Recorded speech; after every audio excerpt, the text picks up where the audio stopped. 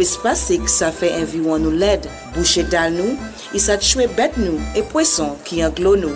Changer aussi, ki nou ne pou chen lan tou nou net. Pas ni jete zodiz n'importe côté, pas garder pour excuse, pas faire compte doum doum, servi en boîte zodiz. Écoutez bien, ou ça même en des beltes Dominique, ou ça planter fleur pour chimère communauté, planter pe bois qui ça en des mène forêt à vivre, et pour protéger nous, et puis fruits pour manger.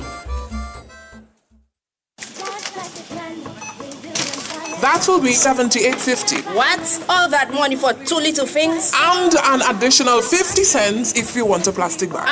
Or you get enough of my money already. I worked with my reusable bag. It's stronger and all I need is one. Or you shouldn't even be giving plastic bags. Or you not hearing all the announcements from Ministry of Environment then. For the little bit of time we use a plastic bag, it takes thousands of years to decompose. That's not good for the environment. And another thing. Wait, Papa. Next, please. My lady, she writes, plastic clogs drains and cause flooding. Animals on land and water can also be killed by plastic pollution. Opt out of using plastic bags when possible or use reusable shopping bags for carrying groceries and other items. Remember, our environment, our responsibility. Plastics must go. Let's spend them all. Join me and shout.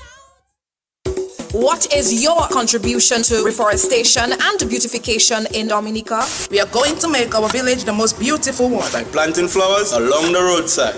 I'm planting trees at my school, so we're gonna have fruits for snack. Yeah! At the Forestry Division, we are striving to mitigate against coastal degradation. Trees contribute to soil stability, clean air, and pure water. Building a climate-resilient country requires the contribution of every Dominican. Give back to nature. Plant a tree for your future. Good morning to listeners of DBS Radio, and welcome to another episode of the program brought to you by the Ministry of Environment, Rural Modernization, Kalinago Upliftment, and Constituency Empowerment, dubbed Talking Environment or Responsibility. My name is Liam Sebastian. I am the host of the program. This morning, as we would have said, we're going over to the Kalinago territory, where we will have some live updates as we celebrate Kalinago week this week. But before we go across to the territory, just want to say good morning to the Honorable Minister, Honorable Kozia Frederick, the Parliamentary Secretary, Honorable Darren Lloyd, the Permanent Secretary, Miss Lisa Valmore, and to all heads of department, members of staff, and to those listening to the radio program, saying good morning to you. Also want to use the opportunity to say congratulations to our sports ambassador, Miss Fia Laffer-Gadson, on securing another medal for Dominica, securing the silver medal at the championships in Japan. So congratulations to her and the team. Obviously, that's very good news for us as a nation competing in the World Athletic Games. Again, good morning to everybody. This morning we have a new feature that we will be using going forward. We are on social media and we will be using Facebook Live from today moving forward. So therefore you will be seeing the guests. Unfortunately, not today. You may only see me and Faders from the studio because the guests are out on the field in the Kalinago territory. But from today onwards, we will have the program live on social media. So for those of us who have missed it or who want to get in on the important content that we have, you can just go back to our Facebook pages as well as DBS Facebook page for those programs. So it's a new feature that we are embarking on from today. Hopefully that it goes across a wider section of viewers and listeners. So let's just go to the Kalinago territory as we try to make contact with our guests as we start off this morning's program. So just give me a few seconds.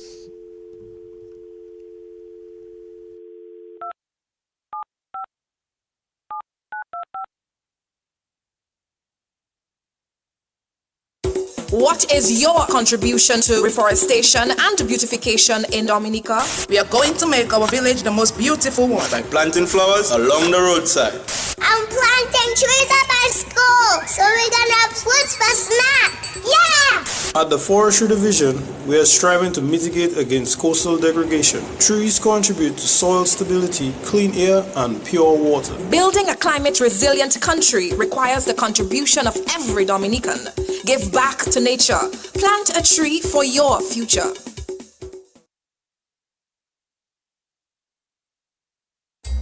Dominique, c'est un pays qui belle, qui naturel. Dominique, c'est pays nous. Mais qui ça ou ka fait pour aider Dominique? Nous ne pour protéger forêt nous, l'eau nous, environ nous et même santé nous. Quand ça change, là où qu'elle fait commission, mener un sac, empêcher pollution plastique. Plus plastique, ça fait environ nous l'aide, boucher dalle nous, et ça tue bête nous et poisson qui englobe nous. Changer aussi, qui nous n'est pour chaîne là tout nous net. Pas ni jeter zodis n'importe côté, pas garder pour excuse, pas faire compte doum servi en boîte zodis. Écoutez bien, ou ça même un des beltes Dominique, ou ça planter fleurs pour chimer en communauté, planter pe bois qui ça un des mènes forêt à vivre, et pour protéger nous, et puis fruits pour manger.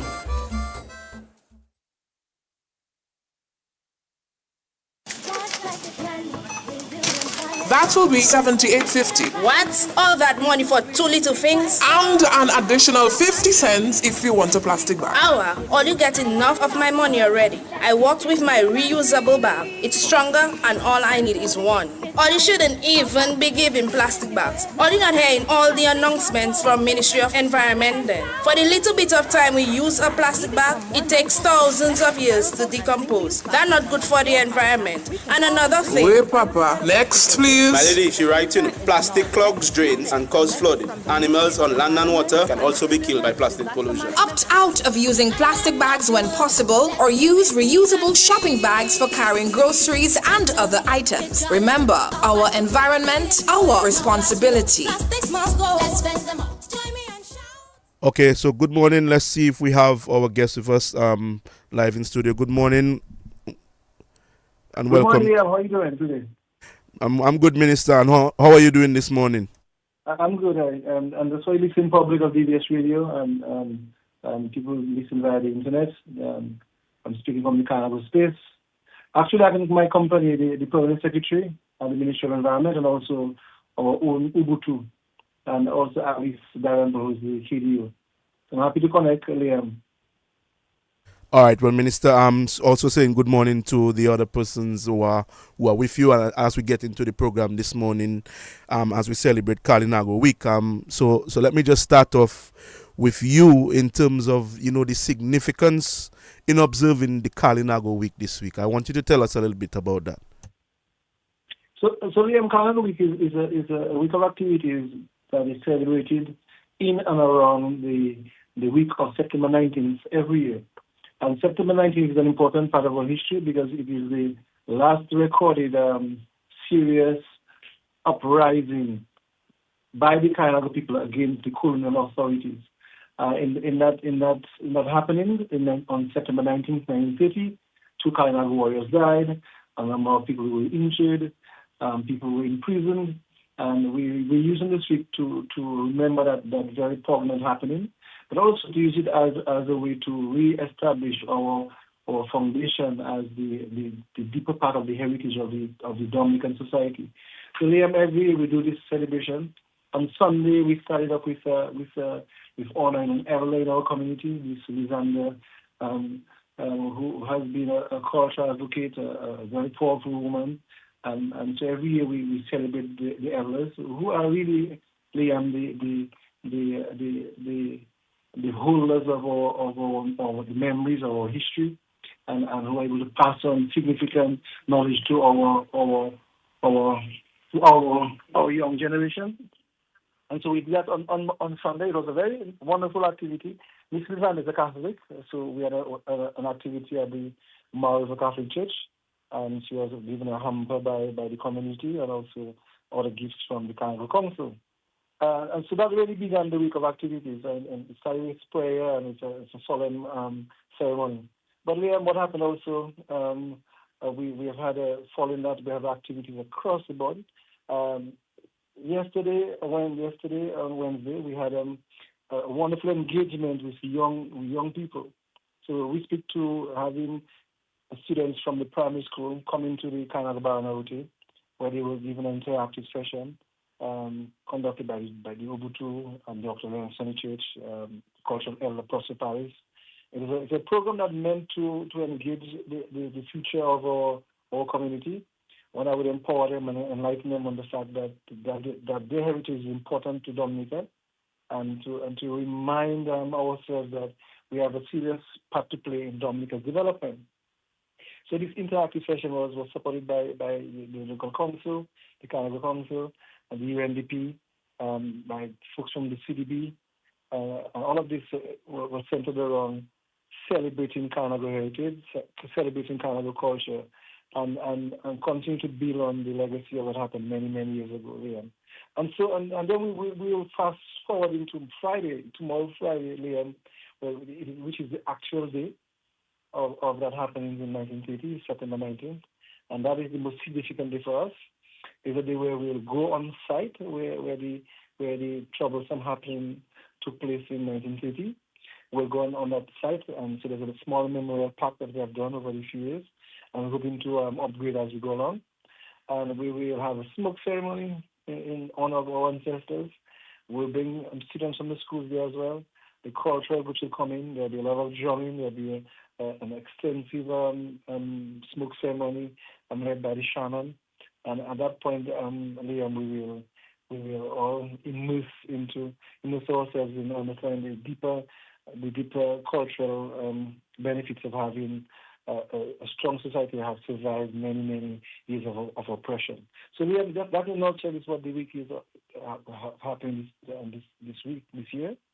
And as part of the week too, we also celebrate the Ozone Day on Monday, on Tuesday actually. So it appears to me now that the Ozone Day will become a part of Canada Week, because it's in that week that we celebrate so much. Because if you look at the histories, the Canada people and most Indigenous people around the world would have contributed to protecting the environment.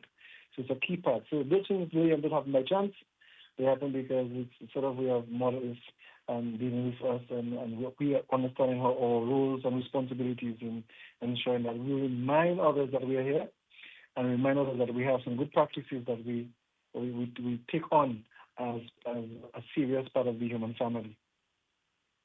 Okay, Minister. So, you in terms of the smoke ceremony tomorrow. Well, before I go into that, what has happened thus far in terms of the buy-in from the Kalinago people? I wanted to tell us a little bit about that in terms of the response that you guys have been receiving on the ground. Well, this is a standard event every year. I always wish that much more people would turn out. The very same way they turn out for Carnival every year, and Christmas and Easter. But it's an important thing that I was excited though that we have children who will be the movers and shakers in the future. And as you said, I really want to sound the call to all my Canada warriors that we need to be more engaged in activities like this, and to participate and to show ourselves and to move away from the notion of being victims, but being really present and celebrating our own heritage. But there's been some buy-in. The councils on board, the cultural groups, the Canada Barangay, the tour guides they're involved, the students are involved.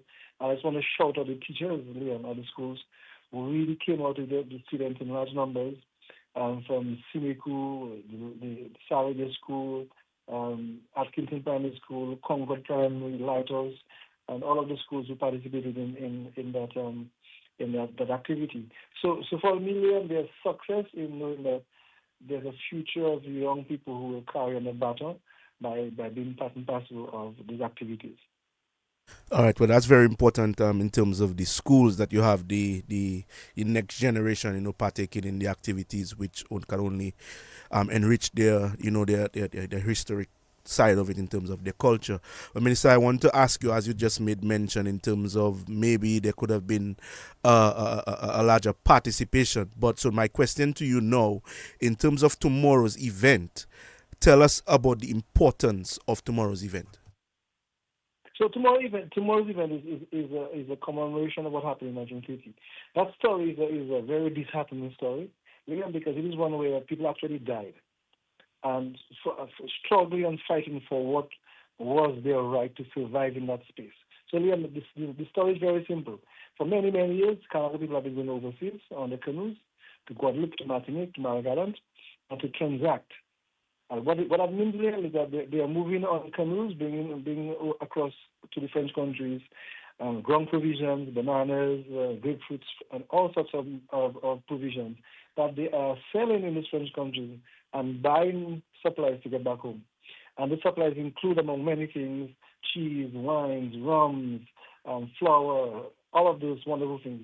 And just to tell you that the trip to Martinique or Guadeloupe or Martinique would take at least a day.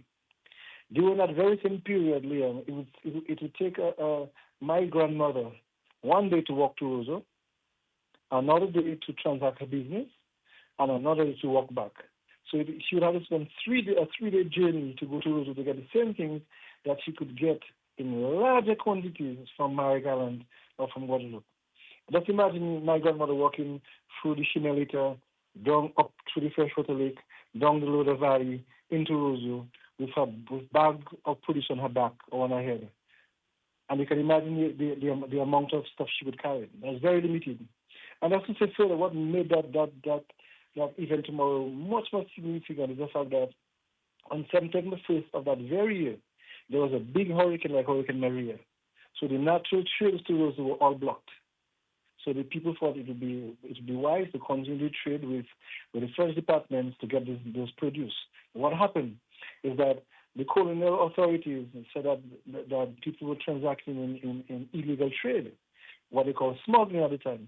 And so the police, which was at the time the Winland Island Police, came into the Calago space to confiscate the goods and service, the goods that the Calago people brought in. And in the ensuing situation, of course, the people said, I went over there in my ground provisions. I got paid for it. I bought rum, I bought wine, I bought cheese, I bought butter, I bought milk, and I'm going to give it up to you. And so there was a back and forth, and in the process, the officers brandished their firearms and shot into the crowd of people who were gathered. And this was a massive community action. It wasn't a situation where there was just one person doing an activity. It was a communal activity, and so there were a number of people gathered to move on with the police that were overseas. And in the ensuing side, two people died, but the police was chased out of the Canada territory. And so it's significant for us because it shows that there was a last stand, a serious stand in the 20th century to fight against the oppressing force of the colonial power. And so tomorrow we will do that, and the smoke ceremony is an event that celebrates that heritage, and that you've been offering to the ancestors, and also to ensure that we remember their sacrifice, but also, Liam, to use it as an example of how do we move forward in a society where everyone needs to understand the history and culture of someone who may appear at various times to be different. Okay, so Minister, I'm going to ask you a question, maybe a little bit tricky in that sense, but just looking back at the Kalinago territory and where we are now, how do you rate the overall development of the territory from your standpoint, and basically just what you see happening? Well, that's an interesting and for me that's an emotional question, because I grew up in the Kalinago territory. I actually lived there all my life.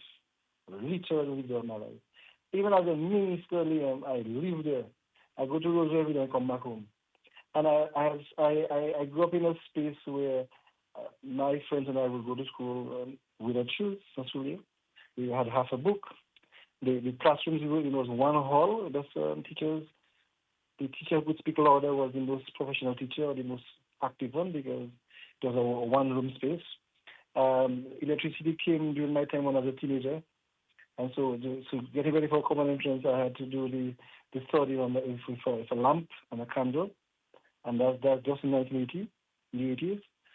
I had to walk down to the school in a gravel road. It wasn't surface. We had little or no pipe-borne water. If there was pipe-borne water, it was small projects done by the community themselves to bring water from what we call a source. And so if I fast forward to 2025, we see a wonderful highway going through the Kalinago space. We see students have access to more than 5 schools in primary schools, 2 secondary schools, 3 health centers that they can access proper primary health care, and have access to tertiary education for state college. And all of that, Liam, what I'm saying, there are actually no cost in the most part, or very limited cost to the parents of the students. In my day, I happened to be one of the few who went to a school in Roseville. I had to go down there with a bag of food to make sure that I could sustain myself during the week and my step family, and I had to bomb a ride on a van after Banana Day on a Friday to come back home. So you see, I'm just saying that we have seen massive improvement, not just in the infrastructure, but in the services that we have. Even today, Liam, we can go as far as saying that we do have per capita the highest number of graduates, university graduates in our space. They hold various positions at various levels in various fields. We have all of the services. We have internet service, we have power, we have water. So all of those really are important things, I think, that sometimes we forget. Because if you were a visitor back in 1980, 1985, even as up close as 1990, the Carnago territory you see today would be a different place. We have seen improvements in people's homes, in people's livelihoods. We see people engaging in various products across the national space. It appears to me that we are getting there in cementing ourselves, not just as a Carnago nation, but as serious contributors to the economy.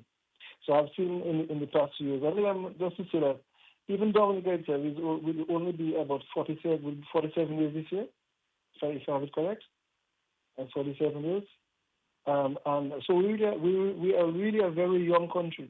And sometimes we want to compare our country with countries like the US who are over 200 years old, Europe who are first world countries, who have bigger economies than ours and who have bigger resources. But I think that in our time, we can see that the Carnago space has developed.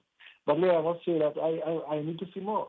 We need to see some big restaurants in the Carnago space, some supermarkets. We need to see hotels and resorts, and all of those bigger initiatives. And it's something that I would happy to see in my lifetime. And I saw that the Ubuntu will concur me on that, because we need to create an even better space in the Carnago territory where we can have much more economic activities happening, and to really portray the rich heritage that we have added to humanity, Liam. So I would simply say that we have done much, but there's a lot more that needs to be done to ensure that we that particular space continue to grow within the constructs of the 21st century. Well, Minister, thank you very much for that, and I'm sure, as you said, from what you saw back then to where we are now, and then I think you just posed a challenge to yourself in terms of wanting more to happen, and I'm sure you will do your best to do so. But I just want to give my other panelists, I would say, in that sense, an opportunity as we celebrate Carnago Week. So, Minister, continue the good work that you're doing, and obviously that you'll have the support of your staff. And tomorrow we will join you at the smoke ceremony and the activities tomorrow. But I just want to move across to Ubuntu Sanford, saying good morning to her. And Chief, congratulations on the Carnago Week thus far. And just basically tell us how the council is supporting this week of activities, and how significant do you rate this week? Okay. Good morning to you, Liam, and special good morning to the other guests who are here with me. Of course, Honorable Frederick and our KDO, our Permanent Secretary, Miss Spalman. Mabrika to all the listeners who are listening with us this morning across Dominica, and persons who are listening out of Dominica, Mabrika to you. Kikuni Kaikarihi, which means how are you doing in Kalinago language. So we are very happy to partner, of course, with our parliamentary representatives to have Kalinago Week this year, and also the other partners who have been with us, the UNDP team, and we have also visitors from the CDB who have been with us from the start of the event.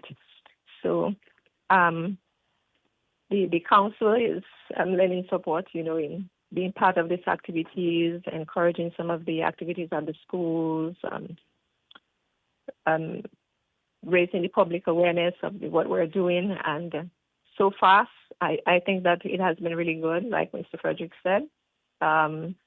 Our focus this year has been on educating a lot of the individuals about the event, because we celebrate Kalinago Week, but there are many people who still do not know why we are celebrating Kalinago Week, and it's very important, especially that our children get to know why we are celebrating Kalinago Week and how important it is as part of our heritage to continue to do so, and to remind other people of, our ancestors, the sacrifices that they made, and generally to encourage people to be proud, especially Indigenous people, both within the Kalinago territory and out of the territory, to be proud of being Indigenous, to be proud of the courage that our ancestors had, and to honor the sacrifices that they made for us. Hence our theme for this year, honoring the sacrifices of our ancestors. So we are really, really happy to be part of this event and working as a team to ensure that we implement the activity this week. So you just made mention of the theme, honoring the sacrifices of your ancestors. How important or how critical do you think that theme is to the history of the Kalinago people and as we go forward as Kalinago people? It's very important that we recognize this theme, and especially the sacrifices of our ancestors, because we are only here today because of the hard work that they have done in the past.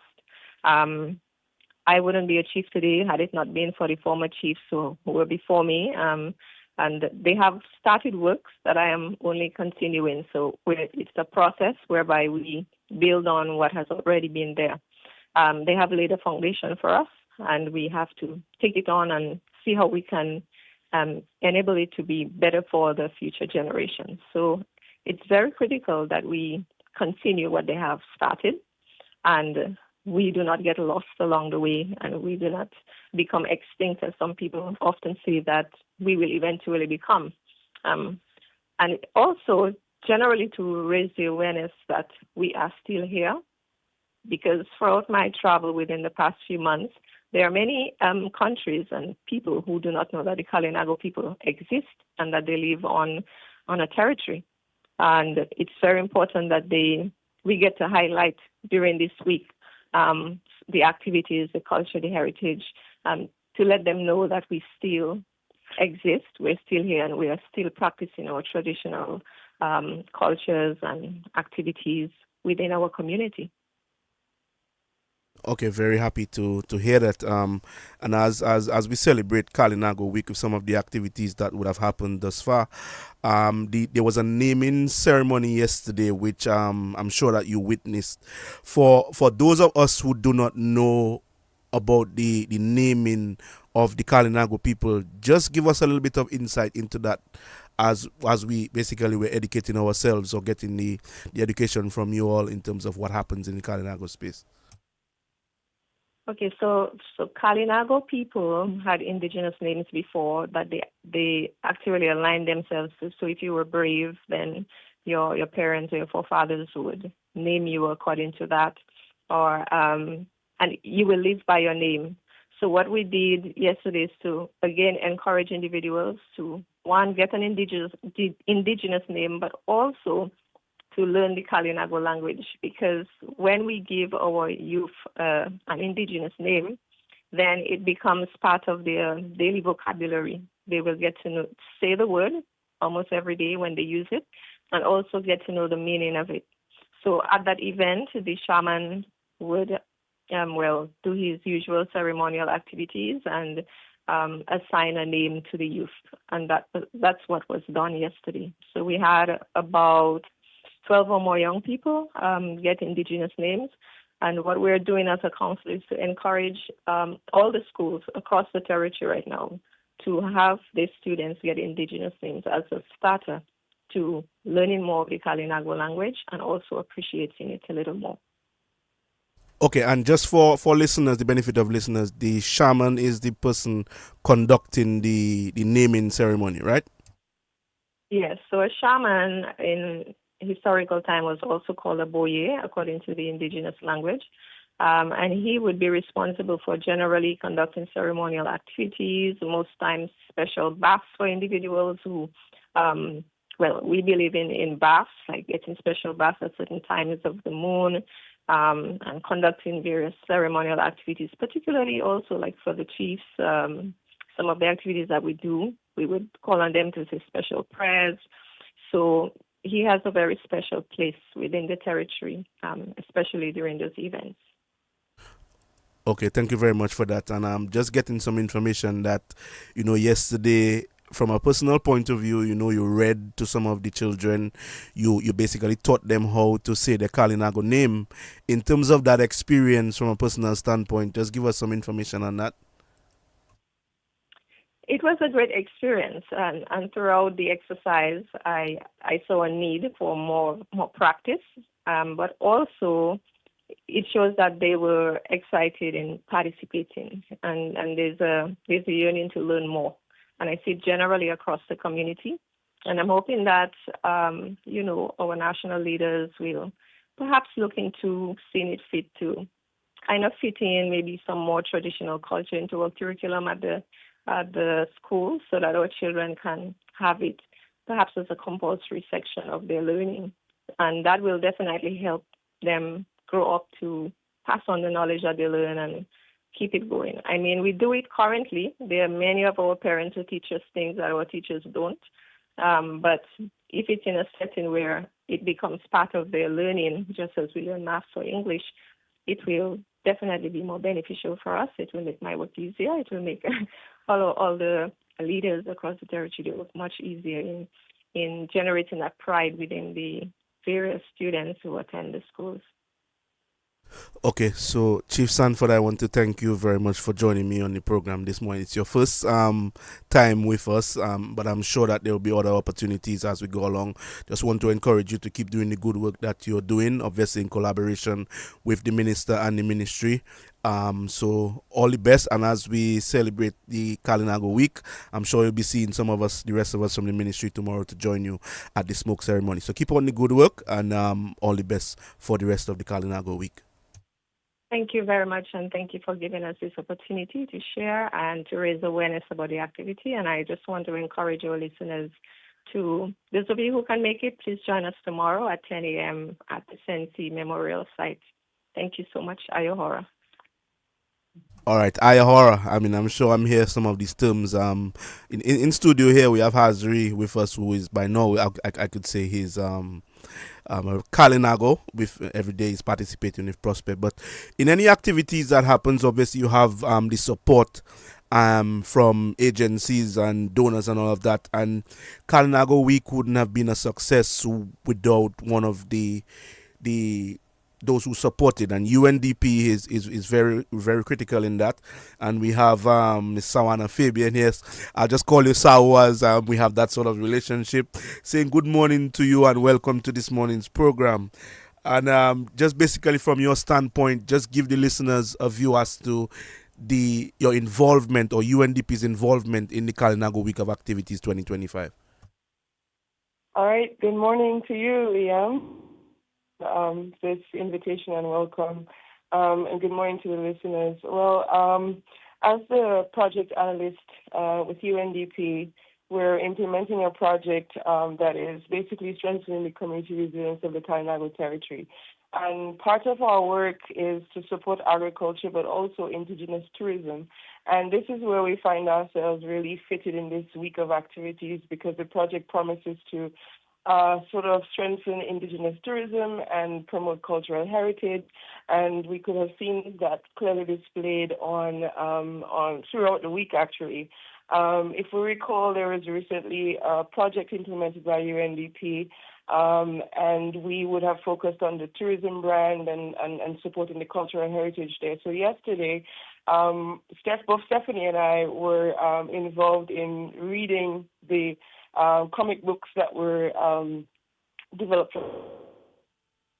Raves, cultural icon here in the Kalinago territory. And so our involvement has been to be very present while this activities has been undertaken, but also to sort of promote and support the Ministry of Environment and of course the Kalinago Council in the logistics and some of the setup in there. So we're very happy to be a choice partner of the Ministry of Environment, and of course it was very nice to see my deputy resident rep being part of the event and the occasion.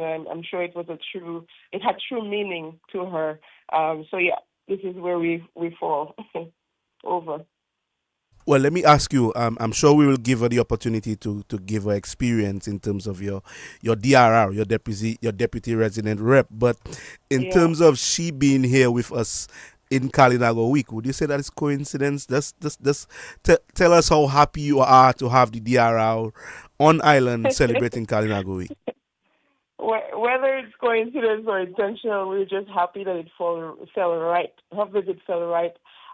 Smack in the middle of this whole initiative. Of course, our programs are grounded and rooted in the people. It's always with the people, not for the people, but with the people.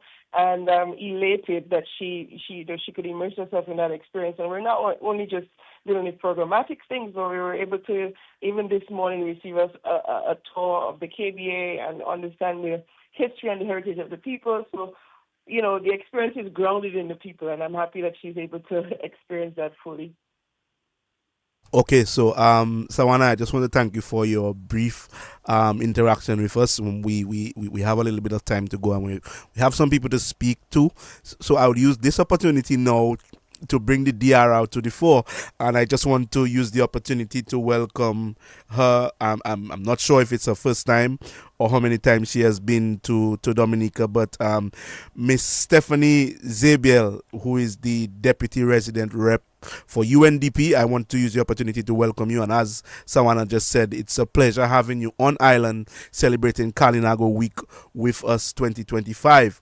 So Stephanie, just in terms of the UNDP partnership, we know of the history of UNDP. Just give us some information as to that partnership between UNDP and the Kalinago people. Well, good morning, Liam, and really thank you for the opportunity to share this space with the ministry and with the chief and with my colleagues. It has really been a pleasure to experience yesterday's activity with the children and to see the efforts that are being put into carrying on the very rich heritage and culture of the Kalinago people. It is not my first time in Dominica, but it's my first time since 2022 or 3.